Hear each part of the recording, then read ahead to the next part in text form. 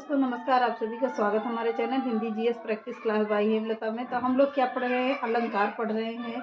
अलंकार बहुत ही अच्छा चैप्टर है। तो काव्य की शोभा बढ़ाने वाले को क्या कहते हैं? अलंकार कहते हैं। तो चलिए देखते हैं।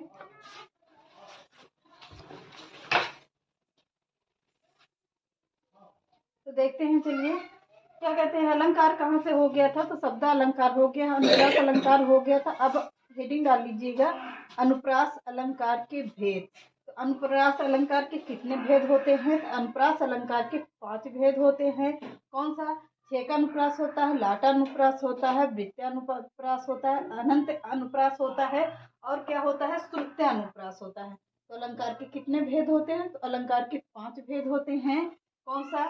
छेकानुप्रास होता है, वृत्यानुप्रास होगा, लाटानुप्रास होता है, श्रुत्यानुप्रास होता है और अनंत अनुप्रास होता है।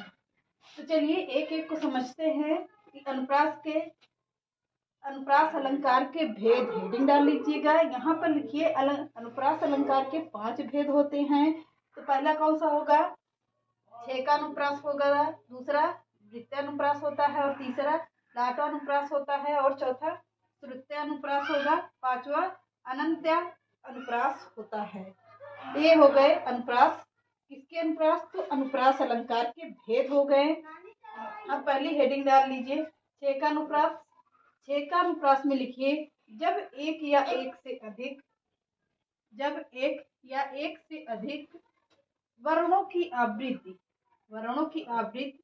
एक बार होती है तो वहां पर कौन सा अलंकार होता है? वहां पर छेकानुप्रास होता है। छेकानुप्रास का अर्थ क्या होता है? छेक मतलब घेरना होता है। छेकना या घेरना, चारों तरफ से घेरना क्या कहलाता है? छेकानुप्रास होता है। यहाँ पर ऐसे लिख लीजिएगा, छेक या छेकना। छेकना हो गया। छेकना का अर्थ क्या होता है? घेरना होता है। घेरना, किसी चीज को घेरे हुए हो उसे क्या कहते हैं? छेकानुप्रास कहते हैं। छेकना या छेका हुआ।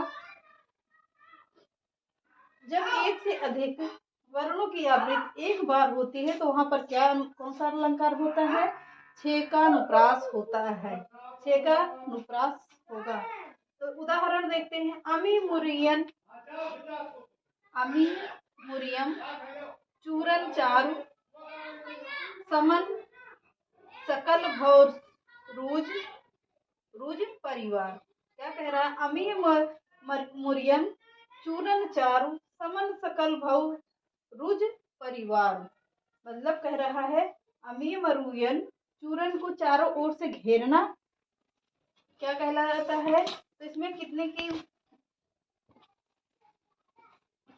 कितनी माँ की आवृत्ति कितनी बार हुई है? तो माँ की आवृत्ति एक बार हुई है। इस माँ की आवृत्ति कितनी बार हुई है? तो एक बार हुई है। चा की आवृत्ति कितनी बार हुई है?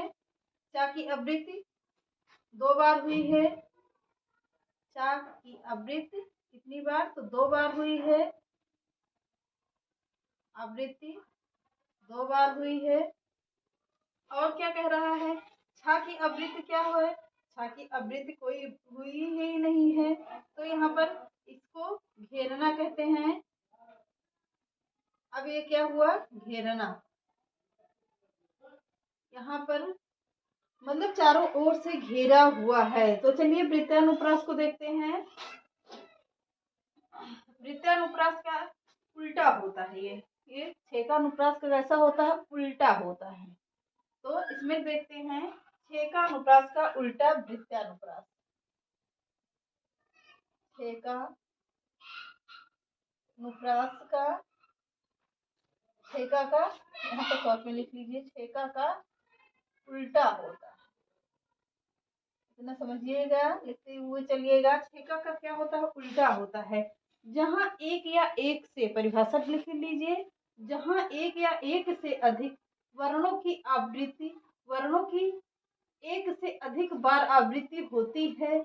जहाँ एक या एक से अधिक वर्णों की आवृत्ति एक से वर्णों की यहाँ पर आवृत्ति होगा।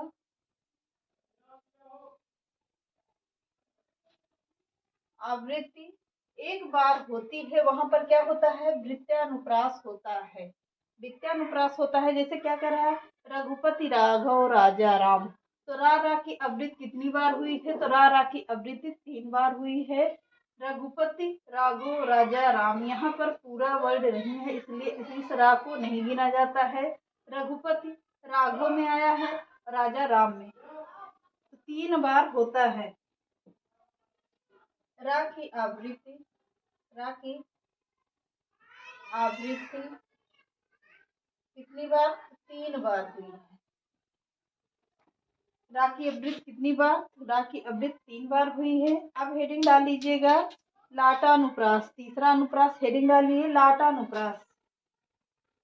अब यहाँ पर देखते हैं, जहाँ शब्द या वाक्यांश की आवृत्ति, जहाँ शब्द या वाक्यांश की आवृत्ति इस प्रकार होती है कि सामान्य रूप से देखने में दोनों का अर्थ क्या कर रहा है, सामान्य रूप से देखने से दोनों का अर्थ एक ही लगता है, एक ही लगता है, परंतु ध्यान देने पर दोनों अर्थों में सूक्ष्म स्तर आ जाता है। क्या कर रहा है, दोनों अर्थों में सूक्ष्म स्तर आ जाता है, वहां पर लाटानुप्रास होता है।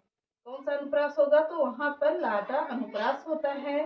जैसे कह रहा है, उदाहरण देखिए, इतना हो गया होगा, तो उदाहरण देखते हैं। पूत सपूत तो का धन संचय, पूत कपूत तो का धन संचय। इस पूत सपूत का अर्थ अलग निकल रहा है, पर ध्यान से देखने पे दोनों एक ही जैसे लग रहे हैं। पूत सपूत तो का धन संचय, अब पूत कपूत तो का धन संचय। कह रहा है कि पूत अगर सपूत है तो धन को इकट्ठा कर लेता है, अपना सामान खुद बना लेगा, या किसी वस्तु को बिगड़ी हुई चीज बना लेता। अगर पूत कपूत है तो क्या, सब कुछ नष्ट कर देगा वो। इसलिए कहते हैं पूत सपूत तो का धन संचय, पूत अगर सपूत कपूत है तो का धन संचय। यहाँ पर स्वयं, इसका अर्थ होगा स्वयं से बना लेना, स्वयं से बनाना, बना लेना होगा। और इसमें क्या होगा, इसमें नष्ट कर देना, इसका अर्थ होगा पूत कपूत तो नष्ट कर देना होगा, नष्ट कर देना, किसी चीज को बिगाड़ना, किसी बने हुए सामान को बिगाड़ना, इसका ये अर्थ होता है। पूत सपूत तो का धन संचय, पूत कपूत तो का धन संचय। चलिए आगे देखते हैं, तो क्या कह रहा है इसमें, हाँ एक चीज और देखिएगा, पूत सपूत है तो का धन संचय, इसमें वाक्यांश की आवृत्ति क्या हो रही, बार बार आ रही है, वाक्यांश की 2 बार आवृत्ति हो रही है, वाक्यांश की आवृत्ति हो रही है। यहाँ पर लिख लीजिएगा, वाक्यांश की आवृत्ति हो रही है, आवृत्ति हो रही है। तब यहाँ पर देख लीजिए, क्या अगली हेडिंग डाल लेते हैं, श्रुत्यानुप्रास। अगली हेडिंग डालिए श्रुत्यानुप्रास, यहीं पे उधर का लिखते रहिएगा।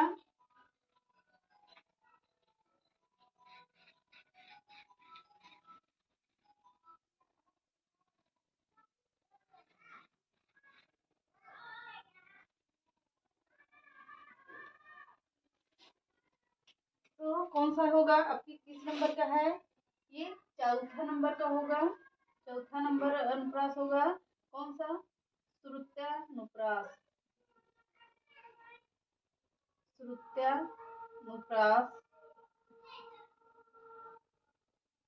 हेडिंग डालिए, इसमें लिखिए श्रुति का, श्रुत्य का अर्थ क्या होता है, श्रुत मतलब सुनना होता है, श्रुति मतलब सुनना होता है। तो यहाँ पर क्या कह रहा है, अलग अलग उच्चारण स्थानों से वर्ण कर लेंगे, क्या अलग अलग स्थानों से उच्चारण कर लेंगे। इसमें परिभाषा लिखिए, परिभाषा जब एक ही उच्चारण स्थान से, परिभाषा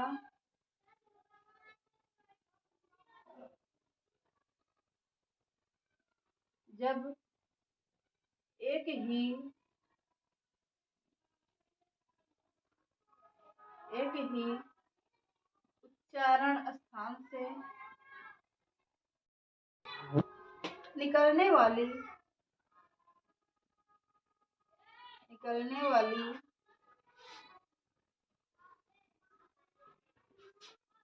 आवृत्ति, निकलने वाले वर्णों की आवृत्ति या निकलने वाले वर्णों की आवृत्ति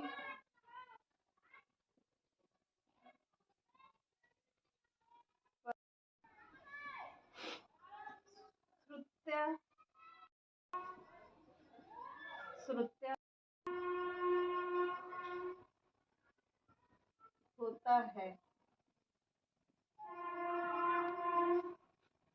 अब क्या कह रहा है, एक ही उच्चारण स्थान से होगा, आना 4 वर्णों का उच्चारण एक ही हो रहा है। तो इसमें देखते हैं उदाहरण, पाप पहाड़ प्रकट भई सोई।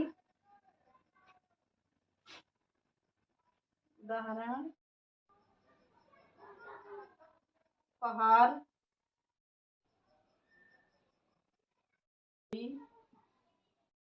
अगला क्रोध जल जोई गया उदाहरण, इसलिए हमने कठिन उदाहरण ले रखा है। पाप पहाड़ प्रकट भई सोई, भरी क्रोध जल जाई न जोई। क्या कह रहा है, पाप प्रहार प्रकट भई सोई, भरी क्रोध जल जाई न जोई। तो किसकी आवृत्ति हो रही है, पा की आवृत्ति कितनी बार हुई है, पा की आवृत्ति 2 बार हुई है। पूछता है तो वहां पर कौन सा उदाहरण होगा, श्रुत्यानुप्रास होगा। अगला देखते हैं अत्यानुप्रास। अनत्यानुप्रास, इसको आज खत्म कर देते हैं।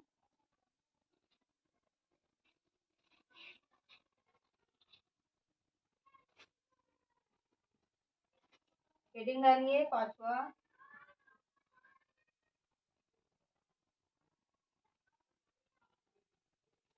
अत्यानुप्रास। परिभाषा लिखिए इसमें, हेडिंग डाल लीजिए,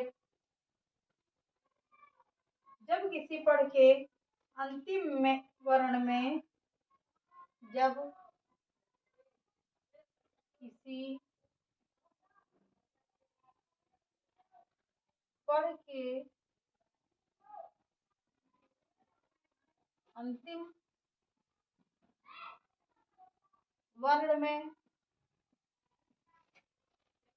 अनुप्रास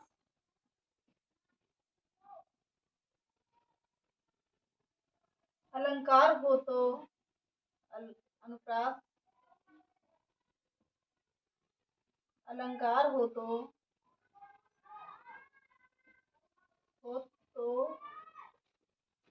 वहाँ अंत्यानुप्रास होता है, अंत्यानुप्रास होता है।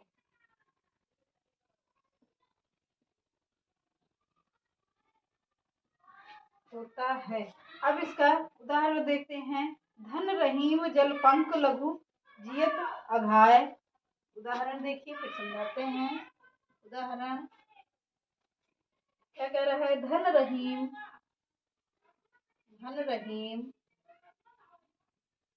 पंख को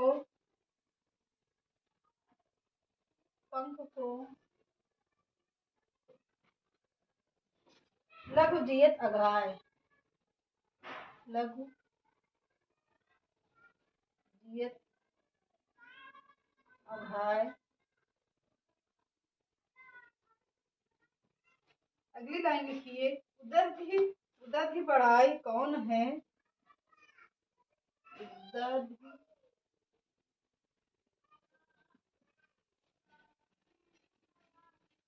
बढ़ाई कौन है,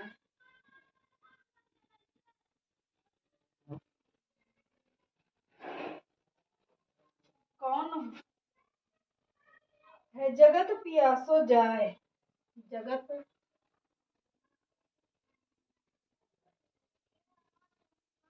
पियासो जाए।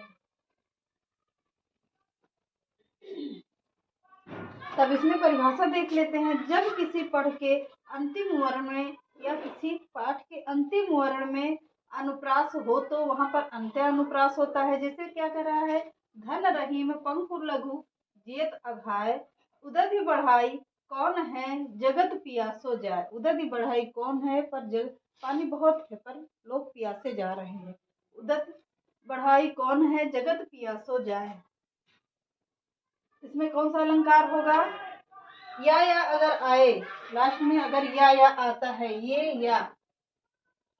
या आ गया लास्ट में, या अगर आए तो वहां पर कौन सा अलंकार होगा, अनुप्रास अलंकार होगा। अनुप्रास अलंकार होगा। कौन सा अलंकार, अनुप्रास अलंकार होगा। कितना हो गया होगा देख लेते हैं। अब हेडिंग डाल लीजिए यमक अलंकार। यमक अलंकार।